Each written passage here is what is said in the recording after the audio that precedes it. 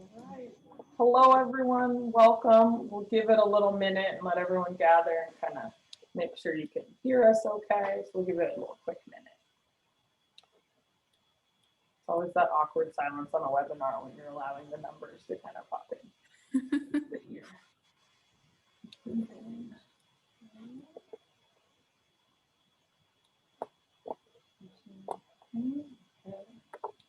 Excited for this conversation, everyone. We've got great guests, and we'll get going in 1 minute.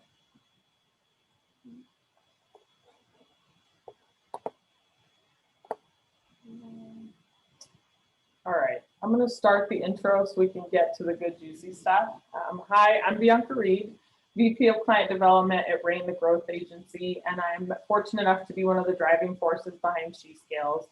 SheScales has definitely evolved in the last year, and we're pulling away from the format of saying accelerator, and really we're becoming a marketing resource for female founders as they scale.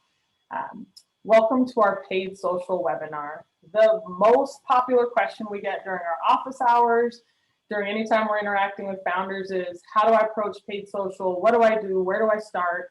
Very, very popular topics. We wanted to make sure this is one of the first topics we addressed during our webinar. Part of this is also, we want to give you the tools on how you scale within paid social, knowing that this is an ever-changing landscape. The algorithm changes on you all the time. We're going to talk a little bit about the art and science of paid social today. So before I jump in and introduce our amazing guest, I want to just handle a few quick housekeeping things. So first, if you have any questions, drop them in the Q&A box below. It's right below there. Just drop in Q&A. We're going to try to monitor and answer your questions as we go. We are going to do a gift card giveaway at the end for Wildfang. And I just have to tell you, I'm wearing the coverall right now.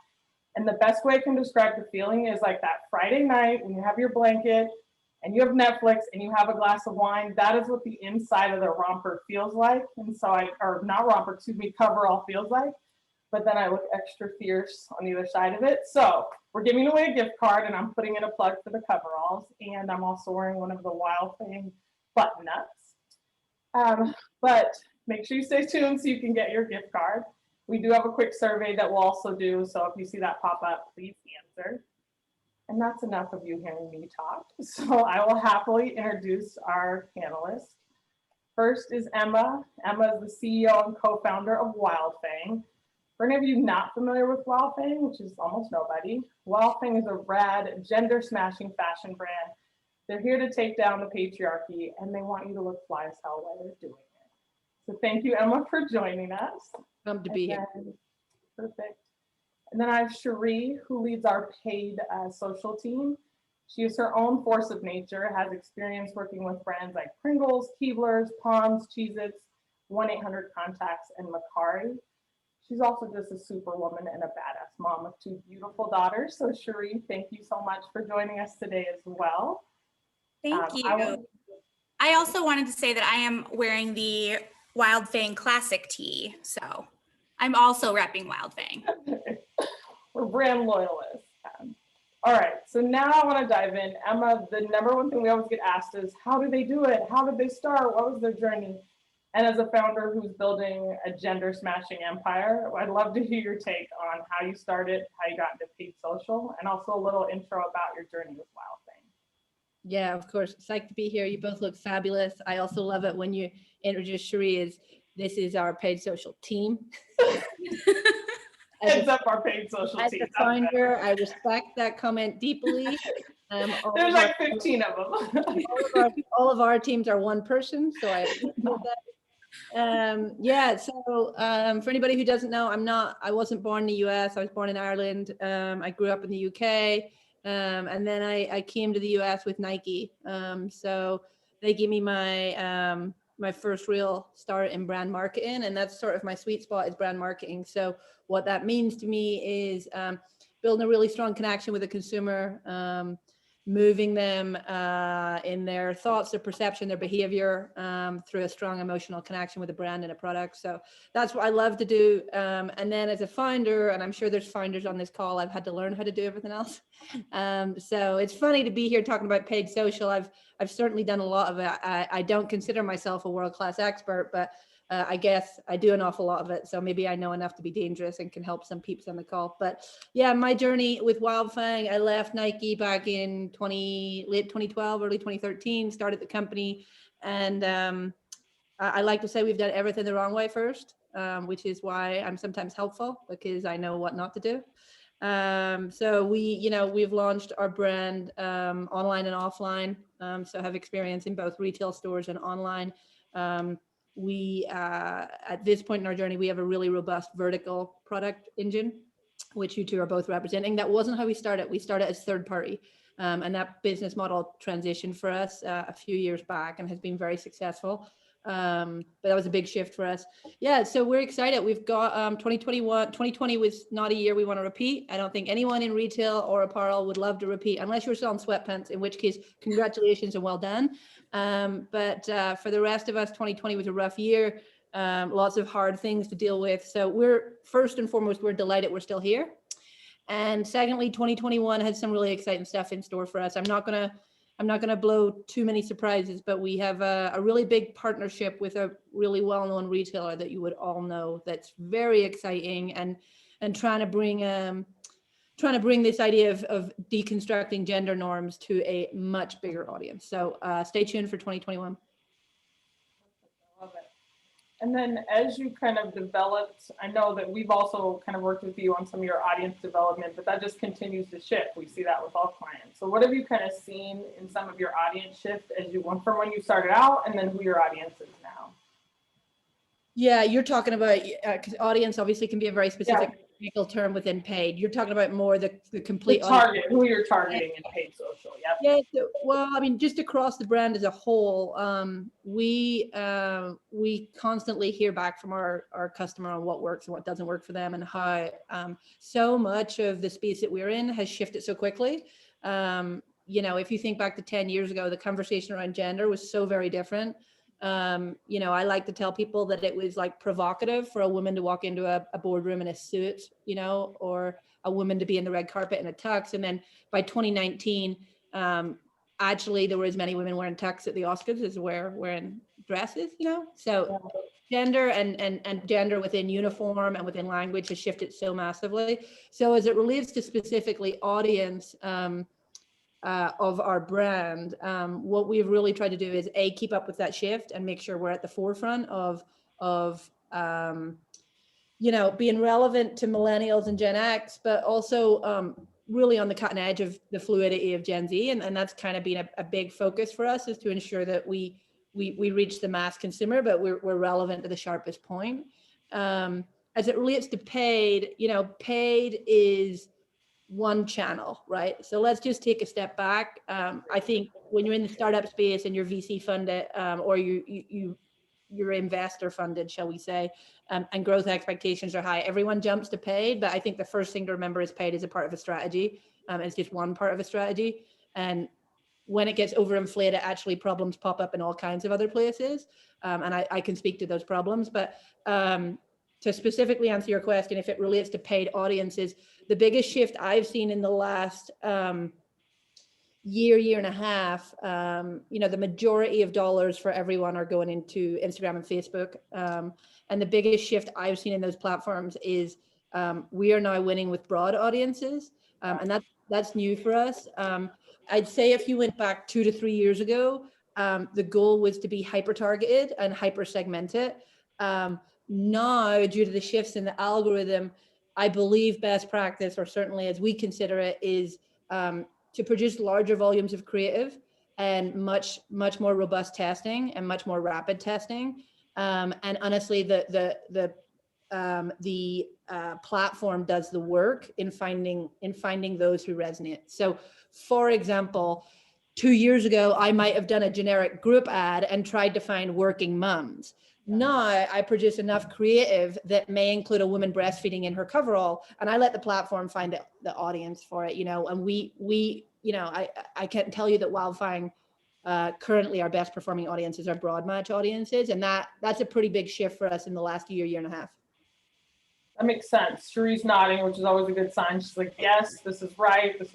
So Shuree, for you, that you get the same question I get every day, and especially during office hours, is where do I start with paid social? And to echo what Emma said, we always tell them like, hey, max out as much as you can in organic and the free stuff. Then we level up and we go into paid when you're ready for it. So what do you kind of recommend as the first steps as someone's jumping into paid social? Yeah, I mean, Emma hit so many of those things, so many of the keywords that I love so much. The first being just really knowing your brand voice before you step into paid. So your brand voice should not look different on your organic social versus your paid ads. You want that brand voice to be very clear, something that you can, that can resonate to a broad audience depending on creative. The other thing is really in that creative, something that I nearly did the snaps, did the claps, did everything, is when Emma was talking about testing. Testing creative is the best way to find what will work for an audience. And as the algorithms develop and as these platforms just are sitting on so much data, you really want to have a more broad audience targeting strategy than you think, but have pockets of creative that speak to specific segments of your audience.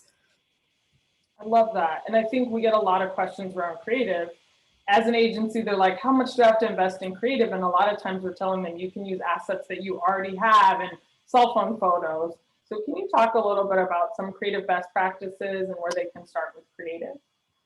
Yeah, actually, I had one of our rockstar specialists, Christina Duval, put together a really quick snippet of a way that you can take an actual existing piece of creative, use it in-app, to use several in-app tools to modify it just enough to give it a little bit of polish.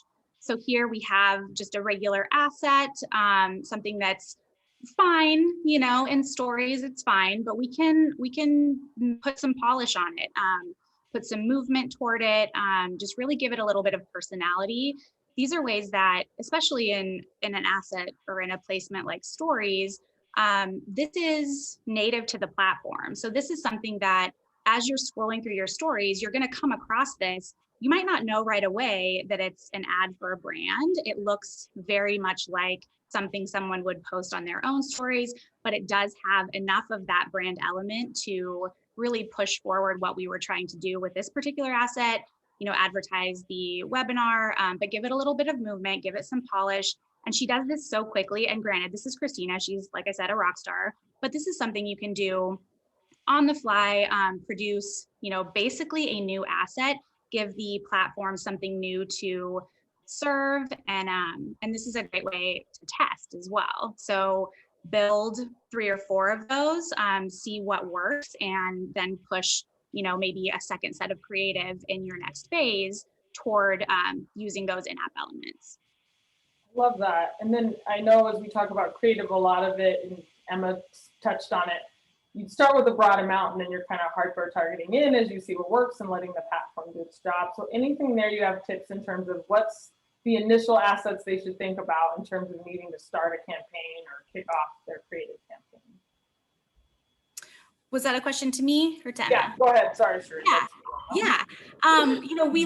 We like variety. So platforms love variety, and we could be talking about Facebook and Instagram. We could be talking about Twitter. We could be talking about Snapchat. Really, they all like variety, because really it's about finding that person in your audience that is going to deliver on the objective that you set forth to that ad. So if you want them to be aware of your brand, to learn more about your brand, potentially click through to your website, build a piece of creative that the messaging really leans toward that. If you're looking to drive purchases, put messaging in your creative that says something about free shipping or talks about, the cost, anything that's the value prop that would really lean toward a purchase. So test those things. test different types of assets. So yes, we love movement. Yes, we love video, but statics also still have a place. You know, static image is still very powerful. There are a lot of people that will convert off of a static that may not off of a video. So again, I go all the way back to testing. It's just really all about testing more than one thing and making sure that you are having, you know, a roadmap. So it's dynamic. It's not, you know, we're testing this and we learn something, but no, we have to stick to the roadmap. You need to pivot. You need to really be agile with creative. Love that, because it's true. There's so much caution around it. I'm like, you can test, you can learn, try it out. If it doesn't work, you pull it, and no harm, no foul. Yeah. So Emma, speaking of no harm, no foul, I know that a lot of founders we talk to feel like they have to be perfect out of the gate, and they're so nervous to even take a step forward because they're like, if I do this wrong, what'll happen? So I wanted to have one of those keep it real moments and talk a little bit about things you've learned that you're like, would never do that again. This was a hard lesson I had to learn, because I want to have a little more transparency for founders. I mean, how long you got? Do you want to pick? I got 30 minutes. You want to go? Yeah. I mean, do you want to pick a function? I'm serious. I could give you, I could give you 20 under any function. So yeah, anything in your marketing, I think, even around testing new platforms or anything around paid social, you're like, hey, learned this and won't dive into that again. So some of the big, more recent learnings for us as it relates to paid, I would say one is, I mean, there's some basics, right? So understanding, actually,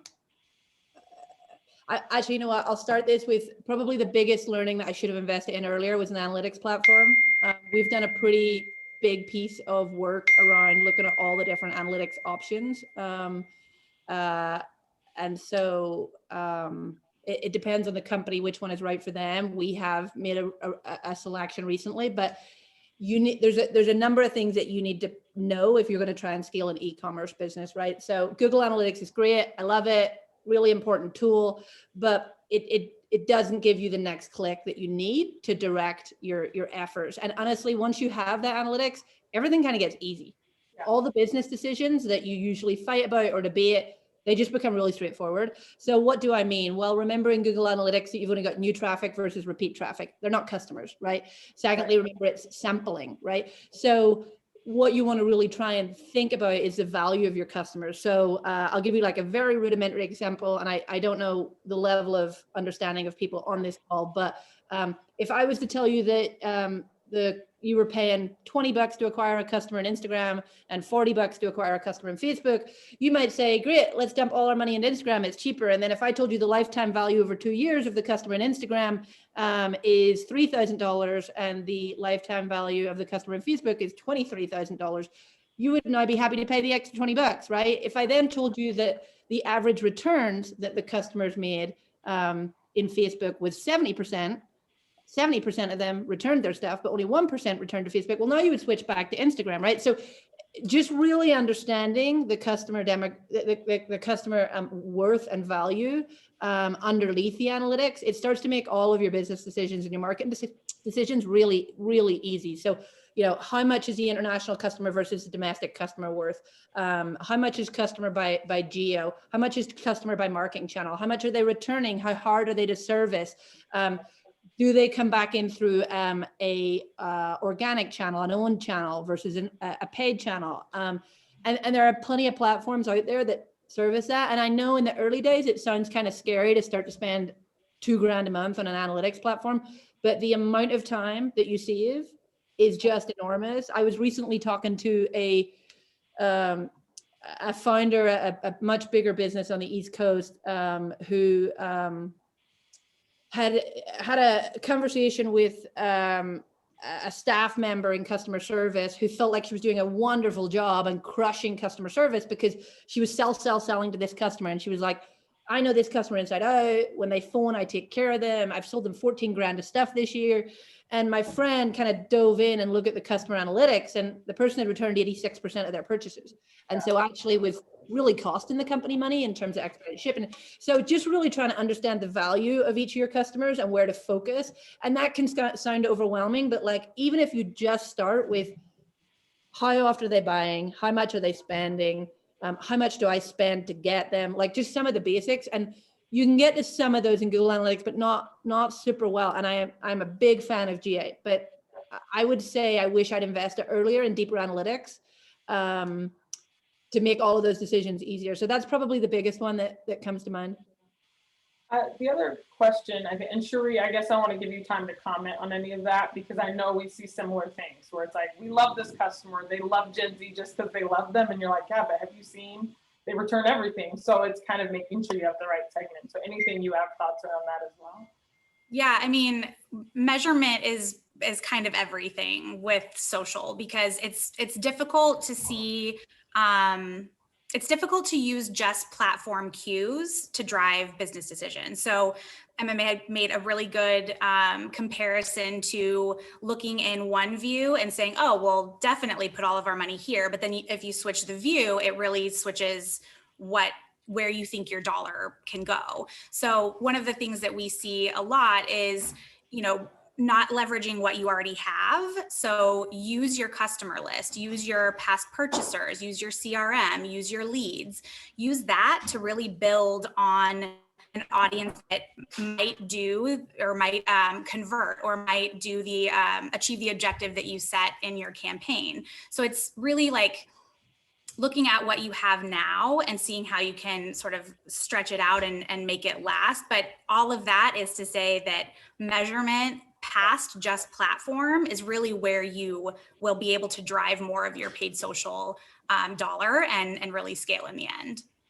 Love that. It's so true, because we see a lot of that where you're like, invest wisely, learn from kind of what you're seeing from your existing customers. Yeah. The other pitfall, and I'll actually direct this back to Emma, the other thing that we also see is wanting to offer discounts and little promos in paid social. And there's a lot of times they're investing so much that you're attracting the wrong customer just by saying free shipping and 20% off, and now you've set a standard with them. So Emma, any insights you've learned on kind of that offer, getting in that offer track as you're running paid social campaigns? Yeah, so it's funny you bring that up. We actually had a big insight in the last 12 months that really helped our e-com business was just strengthening up our financial modeling and our financial reporting. And we realized that we were running a bigger markdown and discount business than we thought we were. Those more commonly come in a retail business towards the end of the season, and they're not very productive, because by the time you're doing markdowns and discounts, generally it's end of season and you're broken, and it's just a harder proposition to run sale marketing. So anyway, we actually took those dollars from what I consider the back of the model and moved them to the front and actually moved them into paid. And we found huge success last year in driving full price sales and driving faster turn in our product. So, markdowns and discounts, again, it's part of that understanding the entire customer's value, understanding what dollars actually came into the business after markdowns and discounts, understanding how hard that customer is to satisfy and serve, how often do they come back. Like it's understanding the full picture, because it's a slippery slope, right? Now, that said, and Shuree brought up other channels which you own. Like, there are basic best practices that everybody on this call should have in place, right? Like trigger emails is 101, and they work, and they're 101 because they work. And the reason you get abandoned cart emails is because they work, right? And so there's somewhere between 8 and 12 standard trigger emails, right? So making sure those are in place, and discounts are appropriate. I would say if you're going to use discounts, just like I said, make sure you can tie them back to customer value. Make sure you have A/B tested them without a discount to ensure that. And again, now start looking at gross margin dollars, right? So when you're comparing them with and without a discount, making sure that the sales account for the margin impact, right? So it's not just that sales went up enough to qualify the discount. And then I would also say making sure they're very limited in time, right? So they have to be used quickly. You're inspiring a fast reaction. They don't sit around for a long time. So yeah, those would be kind of my broad tips. I think that's mine. I keep looking. I'm like hearing the noise. So I'm making sure it's not me. Sorry about that. It's being in up. Sorry about that. Okay. Something. Yeah. I just wanted to say one thing that that Emma was mentioning around, putting together a sale, maybe a promo calendar. I mean, that is like paid social gold. Like having, as much as you can plan, your organic content calendar overlay it with your promo calendar, and then overlay that with your paid social strategy. I mean, all of that should be working together.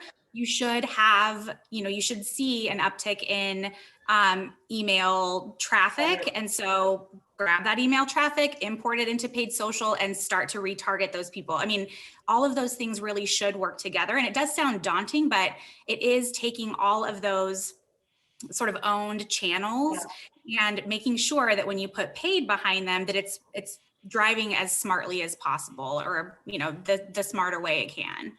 Love that, because I think a lot of times that's like, you have data now, what do I do with data? And so knowing that those steps and where to put it and how to leverage it, I think is key.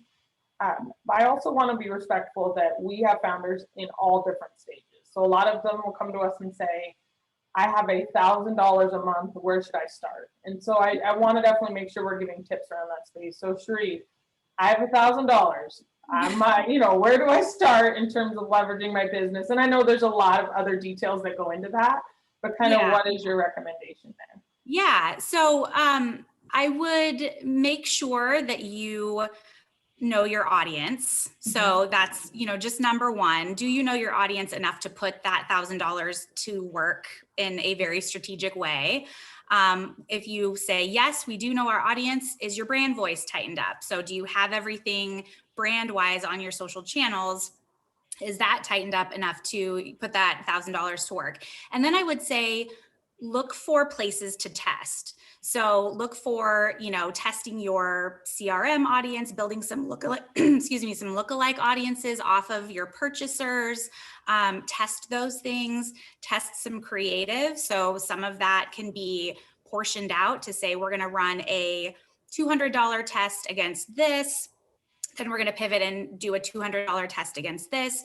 Really, that $1,000 as you're first starting in should be around learning how to use the next 1,000. Yeah.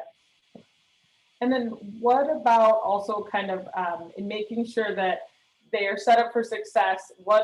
Should I be, if I only have 1,000, do I want to limit geography? Like, how do you kind of make sure that you stretch that money a little bit? Because we get that question a lot. Do I limit it to just Facebook? Do I limit it to just Instagram? Kind of what do you think about that initial first step? Yeah, so this again goes back to knowing your audience. No consumption trends. So, yes, we know that TikTok is a hot platform right now, but is your audience really using that platform? There's a lot of free tools out there that can show you consumption trends that don't cost a lot of money. And so when you're looking at, platform, where should we be? Really look at what the demos are and the consumption is of those platforms. And does that match with your audience? Does that resonate with your audience enough?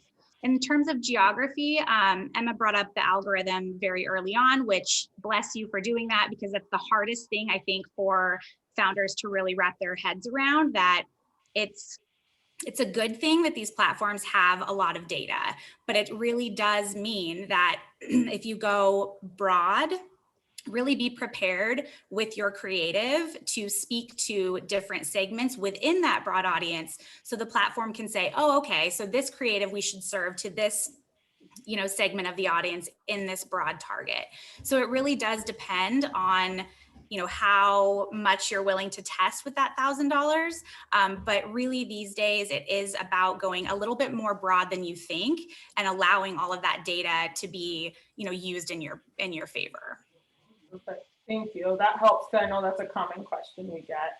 I want to pull in a couple of questions that we're getting from the audience. So Emma, your topic around platforms and analytics came up. And so we have a lot of questions on any recommendations on analytics platforms that they should start out with. And Shuree, of course, you can answer too if you know any that are great.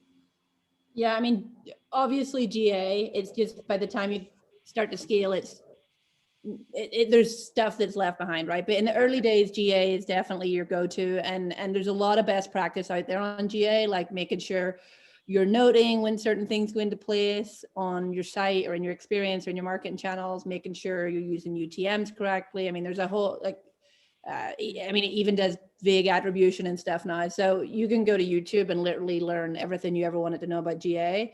But beyond GA, it's a little bit hard to answer unless the person who asked this can tell me budget, what platform they're using it for. So like if we want to go to the lowest end, again, I don't know which e-commerce platform we're talking about. I will tell you that Shopify is my strong recommendation for anyone looking for an e-commerce platform. After 7 years of being on Magento and Magento Enterprise, I feel very confident in telling you that. And I wish I'd done it 5 years ago. What's beautiful about Shopify is there's just tons of great plugins that solve a lot of things. So there are, I think it's called Lifetimely, and there's a few like really great customer plugins. Again, it just depends how deep you want to go with this and how much you want to spend on it. So I would say things like Lifetimely are really solid plugins that are like $50 a month. But again, I don't know what platform you're on. I don't know what your budget is. As you start to scale up from that, again, it depends. Is this a login platform or not? Like, is there an account-based platform or not? Is it an app? Because those also require different analytic solutions. Wildfang doesn't have an account-based platform. It doesn't have an app. So there are different solutions for different problems. I would say Glue is a well-known one in the industry. I would say Docile is out there. But again, it just depends on what problem you're trying to solve. It depends on budget. It also depends what problem you're trying to solve. Like there are a very different set of analytics platforms if you're running an app.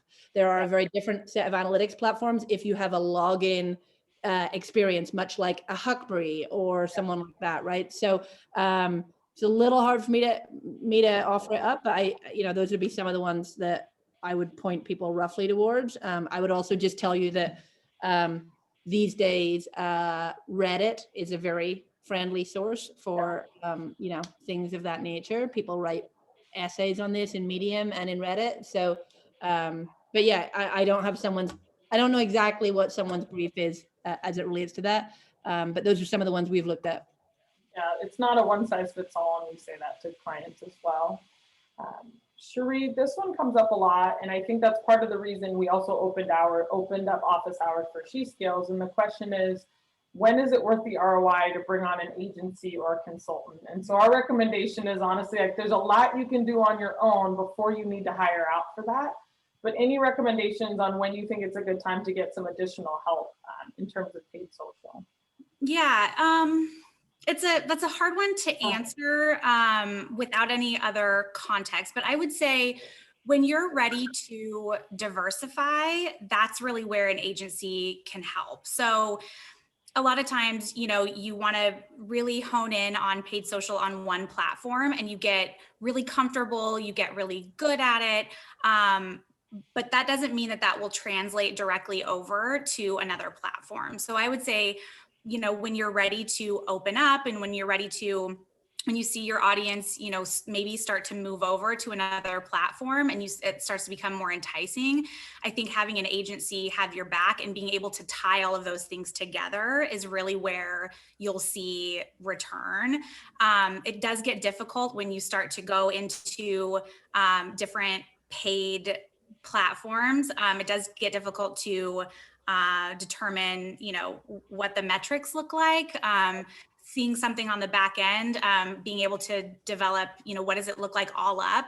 So my entire paid social campaigns, looking at different platforms, an agency knows that. I mean, we know that like the back of our hand, how to interpret a Snapchat visit versus a Facebook visit. Really looking at back-end metrics and being able to tie in your media to those. I think that's really when an agency becomes much more helpful. And then, I got to say the creative piece, digital creative, once you start to really lean into different pockets of your customer, in-app tools are great, but once you are ready for, a real big digital creative direction, an agency is really the better way to go. Yeah, and I definitely want to say, go ahead, Emma. Yeah. Yeah, I would just offer up, like, it really depends on your long-term vision. I think that came from Alex. So do you have a desire to bring this in-house at some point? Is it going to be a growth driver for your business and a thing you want to be really good at? That kind of shapes your thinking. I would say where a consultant, freelancer, or agency comes in really useful is to set up the program, to build dashboards, to build reporting, to automate that stuff. And you can use agencies in two ways. You can use them to build a program and scale it, but you can also use them to teach your team. And that's definitely an option and a part of it. And I know many people who have it out of house. I know many people who have it in house. I think it just depends. And we have used freelancers and agencies for a long time in this space, and we've primarily used them to train a junior person in house to get good at it over a 2-year span, right? But I think it all depends on what you're building towards, because if you have a small program in the early days and you bring on a freelancer, clearly it's not going to break even. Like that's not going to be possible with the fees involved. And so I think it's just a case of how big your program is, how quickly you want it to ramp, and what the longer term vision is. I will also just say that in my experience, there are very few, and I might get slapped by Rain here, but there's very few people that can do, be wary of people who tell you they're really good at Google and really good at paid social. They're very different skill sets. And I do know people, it's not impossible, but they are very different skill sets and very different approaches. And so I would strongly recommend you pick one to get good at and build from there, but they are unlikely to be the same people in most circumstances who do it. I would also strongly recommend that you get at least 2, if not 3 references anytime you want to use someone, and make sure the companies you're getting reference from are similar size, similar look and feel, right? Are they a consumer brand? Are you a consumer brand? Do they have, expensive price points? Do you have expensive price points? Like, just try to get a feel. I do almost all of my identification of agencies or consultants through strong referrals. So I just would double down on that. Yeah, and we absolutely agree. There's no Rain hand slap for that, because there's a reason Shuree is over our entire paid social team, not a single person, but over our entire paid social team. And then Garrett leads our search, because you're absolutely right. They're an SEM. They're very different levels of expertise, knowledge, things like that. And so we agree. So a lot of times we'll hear founders who are like, I have someone who can do everything. And then as we're digging into what got set up, we're like, they are very strong in this area, but we're also seeing where they kind of set you up. And the hard thing about Google is if it's not set up right in the beginning, you're losing out on great data. So that's our recommendation as well, is make sure that they're truly experts in both sides of that space. Shuree, any commentary on that as well? I know you were nodding along, so yeah. Yeah. I mean, I would go even farther to say, just because you might have someone on your team that's very good at organic social, that doesn't always translate directly to paid. I know I was talking about, making sure your brand voice is set and making sure that organic and paid are talking to each other, but, building great content is one thing, but making that content move is quite another. So that is also something to keep in mind when you're building a team or when you're looking for, a specialist to help you with paid. Yeah, we agree. I think with organic, it's one that they are not the same. So people come and ask us a ton of organic questions, and we're like, we're staying in our paid lane. We're trying to stay in our paid lane. So we understand that as well. So I'll also open it up if anyone has any other questions. We're getting close to the Q&A portion as well, and we're going to do a giveaway in a minute. I think one thing is we tend to always lean towards Facebook and Instagram because they're one of the greatest places to start. But any other channels that you think founders should be considering within that paid social landscape? Yeah, I think that, once it kind of comes through to the, I'm sorry, Emma, did I step on you? Go, Shuree, go, and then I'll get Emma. We might have different answers, so it might be good to start with one. Yeah. We have seen at Rain, when we start to diversify, we've looked at Snapchat more and more, mostly because the data is really there. The consumption has just kind of blown open for Snapchat. Their targeting has become really, really great. The amount of measurement that they are able to do is also, has become really much more superior in the last 2 or 3 years. But it does, I know I keep tying it back, but it does depend on your objective. So are you trying to drive purchase? Are you trying to build awareness? There are platforms that will do better at certain objectives. So it really does depend on what you're trying to do. But Snapchat is one of those ones with direct to consumer brands that it's going to be the next thing. I think I might go ahead and put the tent pole there.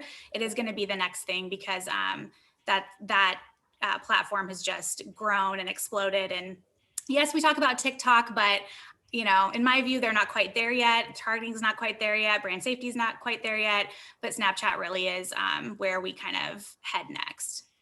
Love it. We get so many questions and it comes from all over. Like, should I be doing something with Clubhouse? Should I be doing something with Pinterest? Sure. I mean, it comes from everywhere. So it's nice to be able to say, hey, maybe start here. But again, we'll always go back to know your audience and how they consume media. Is your audience a 45-year-old, someone who identifies as male, or is your audience, you know, a 20-year-old? So it really changes on what you're doing in terms of targeting. And then Emma, you have thoughts too, so I want to let you jump in.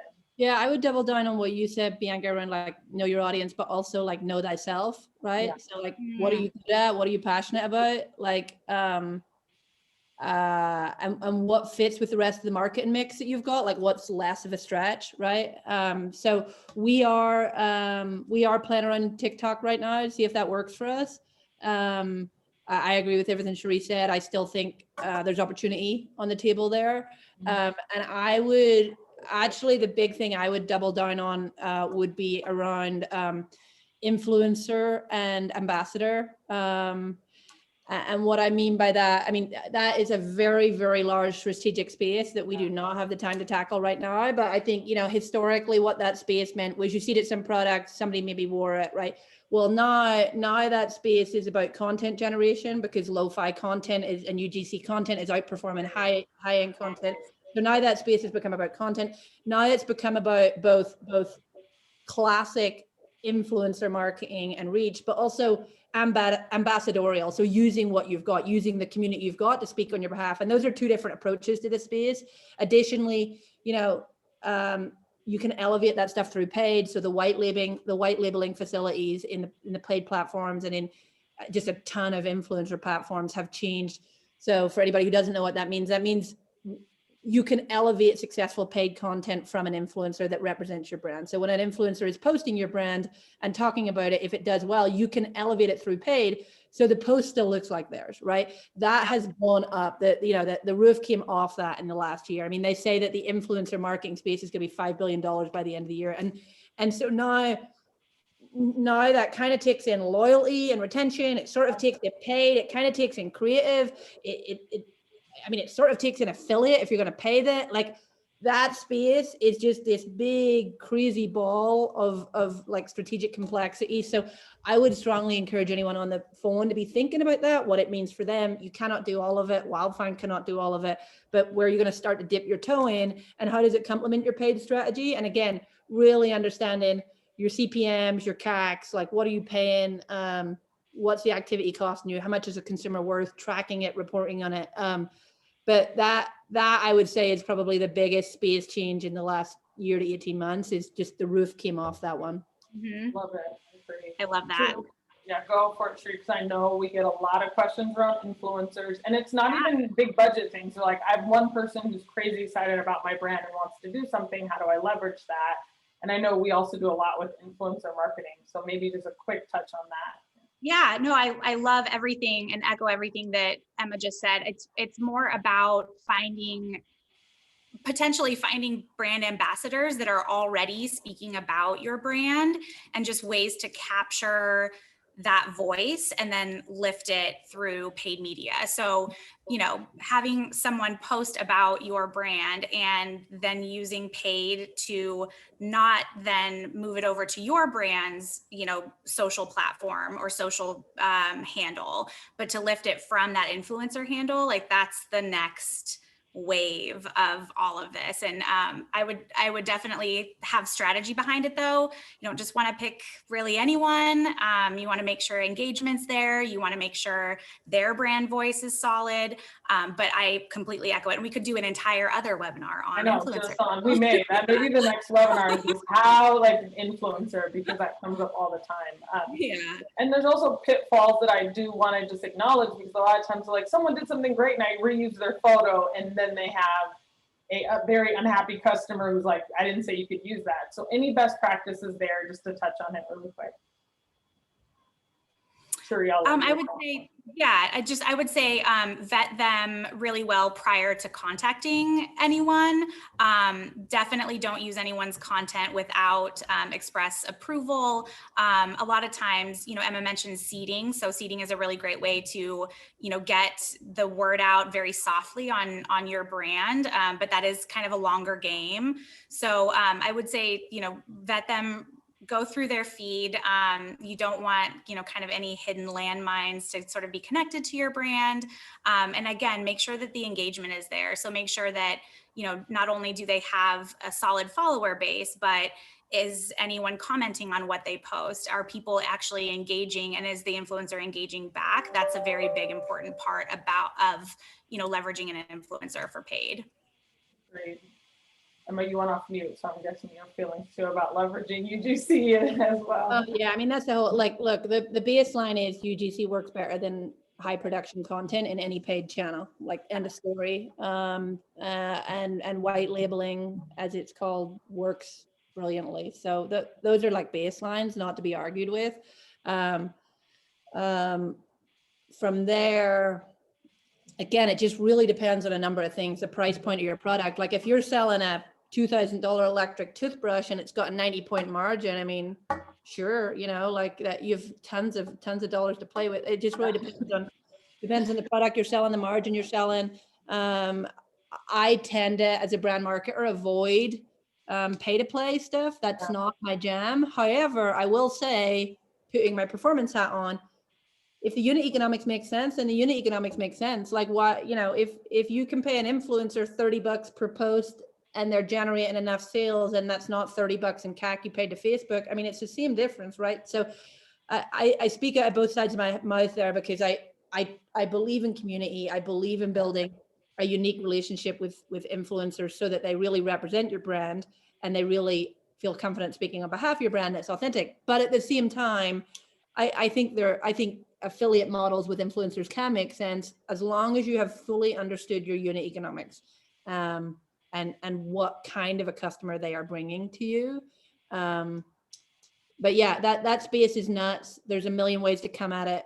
There's all kinds of platforms out there that help with it, both help you identify influencers within your existing channels of email lists and social followers, but also, you know, help you potentially identify new talent. I mean, that's more than one webinar right there. But I strongly advise people to add it to their marketing mix, and start reviewing it. Great. Absolutely great. 2 more questions and we're giving away a prize. So I'll hurry up and go through those. Shuree, this one's for you. What's a test? I know we give that $1,000 kind of example for Facebook. What's a test budget that you're like, okay, this is safe to at least do something with all the caveats that it depends on your audience, targeting, all that. What's where you can start on Snapchat budget wise? Yeah, I mean, we can go with that $1,000. Yeah. The world is really wide in Snap, and so it's it does perform, or not perform. It does absorb the same way that Facebook and Instagram do. So I think $1,000 would, you know, move really well as a kind of baseline testing point. But with that said, I mean, you also have to manage, you know, your test budget going into a new platform with the audience size and with your objectives. So what are you trying to achieve? Is the audience there? How much would that $1,000 reach of that audience? And then kind of move from there. Love it. And then last question, I think, is for both of you, and then we'll kind of get into giving away a prize. So a lot of uncertainty around paid social. There's a lot that's happened politically. I mean, it's been 2020. We'll just leave it at it's been 2020 and now 2021. How do you approach during these kind of uncertain times managing a paid social campaign? So any best practice or recommendations you have? They say managing your spending during uncertain times. So I know it's kind of a hard one, but. Yeah, I mean, for me, we're just kind of, it's just about, like, I would encourage, and Shuree probably has much more technical answers to this, but just making sure you're really clear on your KPIs and how you're tracking them, and making sure that you also have access to that data, right? And it's not just coming through an agency or a third party, right? And no offense to any agencies, but just making sure you're really clear on what's being reported, how it's being tracked, you have access to it. Beyond that, I would say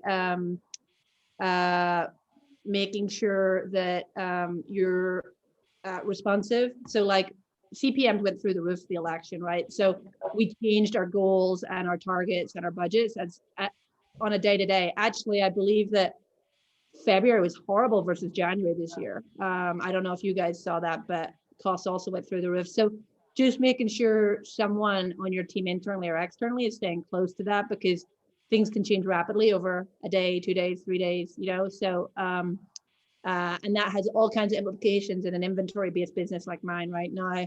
Forecasts change, inventory projections change, and you've got to hustle and bend with that new updated information. But those would be some of kind of the key points for me.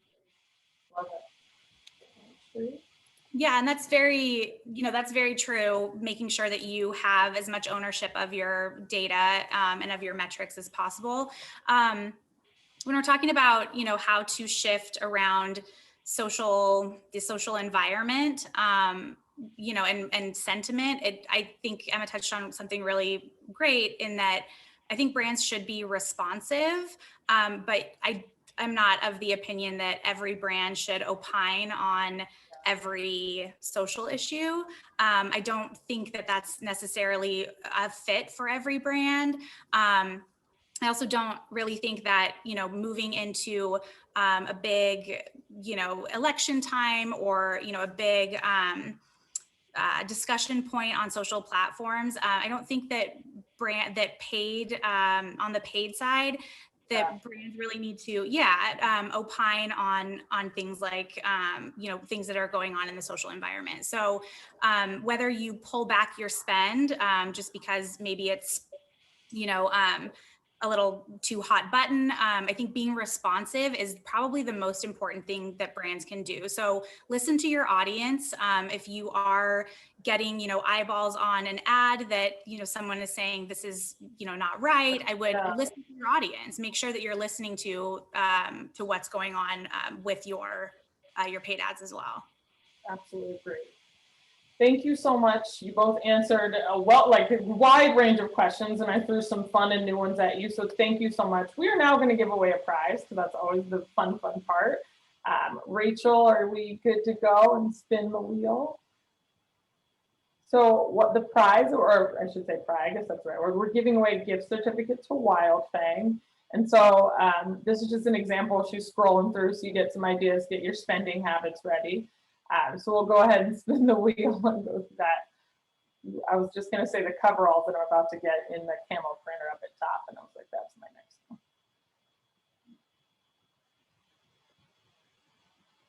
I feel like I should have music or something, but